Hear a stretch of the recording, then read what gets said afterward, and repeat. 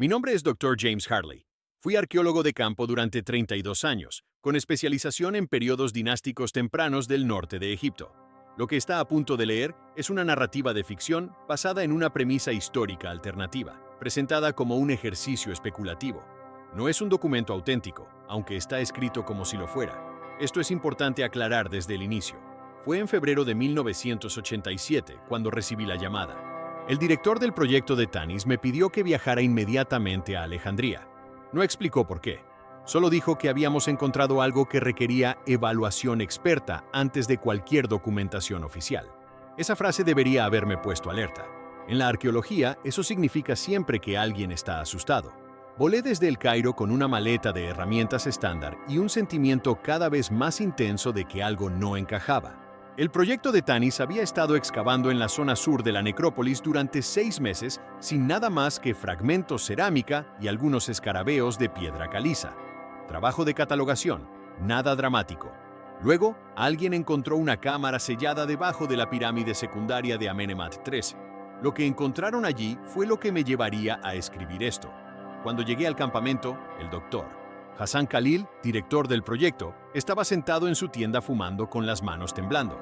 Esto fue en 1987, cuando la mayor parte del equipo fumaba sin pensarlo. Pero Hassan fumaba de forma diferente, como si intentara quemar algo más que tabaco. Sin saludarme, simplemente me dijo: «Está en la cámara principal. No quiero que toque nada. Solo mire. Y luego me dices qué viste». Bajamos usando escaleras de madera que habían sido improvisadas días antes. La cámara era pequeña, rectangular, de aproximadamente 4 por 6 metros. Las paredes estaban cubiertas de símbolos de la dinastía 18, nada inusual. Pero en el centro, sobre una plataforma de piedra, había lo que parecía ser un contenedor de cobre. No se oxidaba. Después de 2000 años, simplemente no debería verse como lo estaba viendo. Junto a la plataforma, cuidadosamente colocados en fila, había 6 artefactos. La primera vez que los vi, simplemente no procesé lo que estaba mirando. El cerebro tiene mecanismos de defensa. Ve algo que viola completamente lo que sabe que debería existir en un contexto histórico particular, y simplemente se detiene. Solo se detiene.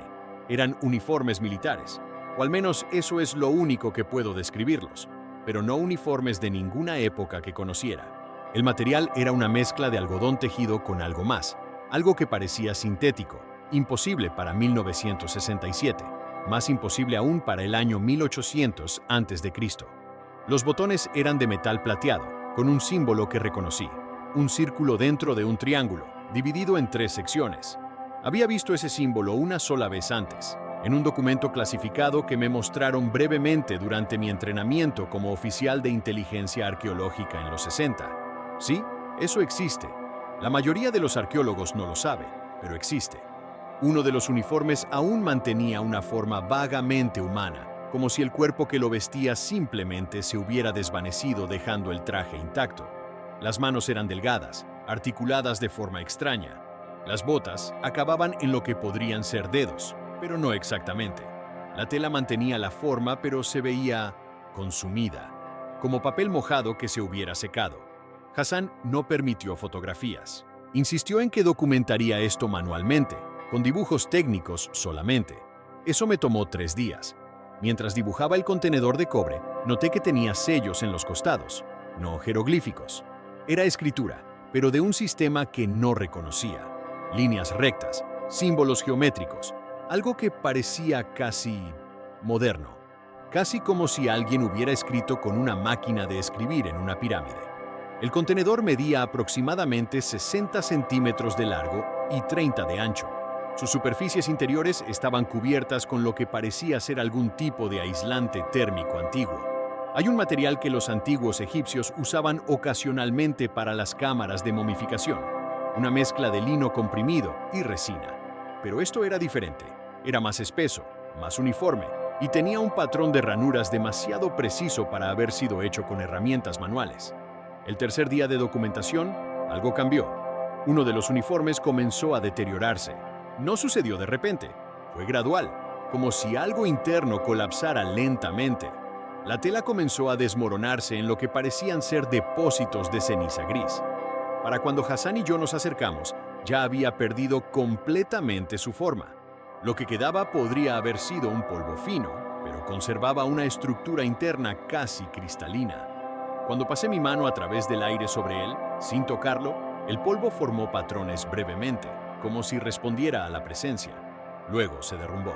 Hassan salió corriendo de la cámara. No regresó por 18 horas. Cuando lo hizo, traía consigo a dos hombres que no eran arqueólogos.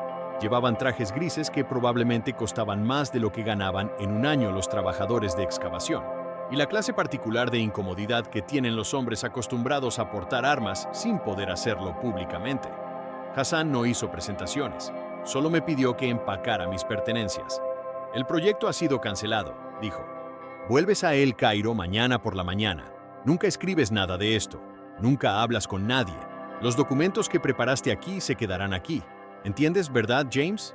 Lo entendía, pero no entendía las preguntas que estos hombres me hicieron durante las siguientes 6 horas. Querían saber todo lo que había visto, todo lo que había tocado, cualquier reacción física que hubiera experimentado. Me hicieron ver fotos de símbolos que nunca había visto. Me preguntaron si alguno de los artefactos parecía funcional o si había signos de activación. Esa palabra, activación, no es una palabra que los arqueólogos usan. Aquella noche, en la tienda médica del campamento, uno de los hombres de gris, el más alto, con un acento que sonaba escandinavo, aunque eso era extraño para una operación egipcia, me mostró una fotografía antigua. Era en blanco y negro, de archivo, claramente de hace décadas. Mostraba una estructura similar a la que habíamos encontrado. Contenedor de cobre, los símbolos escritos, el mismo círculo dentro del triángulo, y alguien había garabateado a mano en la parte trasera. Tanis, 1923. Hassan Gamal. Nunca fue reportado. Hassan Gamal fue un arqueólogo legendario. Desapareció en 1924 después de una expedición fallida. Su diario nunca fue encontrado. El hombre me preguntó, ¿sabe qué encontró Hassan Gamal en Tanis en 1923, Dr. Hartley? No respondí. Sabía que fuera cual fuera la respuesta correcta, no era algo que debiera decir. Exactamente, dijo el hombre. Lo mismo que encontró usted. Me sacaron del proyecto esa madrugada. Un avión privado me llevó de regreso a El Cairo, donde fui sometido a 3 rondas de evaluaciones psicológicas, todas normales, para su alivio documentado, y luego se me informó que mis fondos de investigación futuros estarían bajo cierto nivel de supervisión indefinida. También se me dijo que cualquier publicación relacionada con el proyecto de Tanis requeriría revisión previa. Eso fue en 1987. 32 años después, en la noche del 3 de enero de 2020, volví a recibir una llamada. Hassan Khalil estaba muriendo. Cáncer, probablemente relacionado con la exposición prolongada a algo en esa cámara, aunque eso es especulación de mi parte. Quería verme. Viajé a Giza, donde vivía. Estaba en una cama de hospital en su casa, muy delgado, con los pulmones fallando. Lo primero que hizo fue disculparse. Me dijo que había pasado 33 años preguntándose si lo que encontramos en Tanis era real o si su mente le había jugado una broma extraordinaria, que los hombres de gris habían regresado varias veces, haciéndole las mismas preguntas que me hicieron a mí.